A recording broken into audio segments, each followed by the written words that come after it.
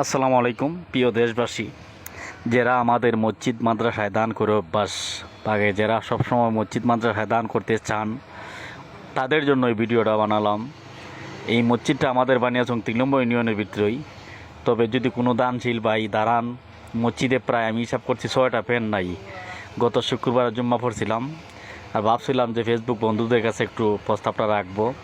এমনও তো আছে কোনো প্রবাসী ভাই একজনেই দাঁড়াইতে পারেন 6টা ফ্যান দেওয়ার জন্য।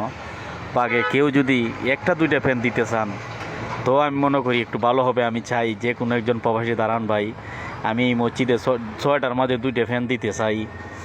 আর যদি কেউ আছেন বা 5-6 জনে মিললেও তো 5-6টা ফ্যান দেওয়া যায়। যারা বড় আকারে রুজু করেন, যারা ভালো পয়সা ইনকাম করেন, মাসে লাখ টাকা রুজু করেন, আমি ওইসব ভাইদের কাছে ভিডিওটা পৌঁছাবার জন্য অনুরোধ করি। ভিডিওটা বিশেষ করে শেয়ার কমেন্ট করবেন, ফলো করবেন।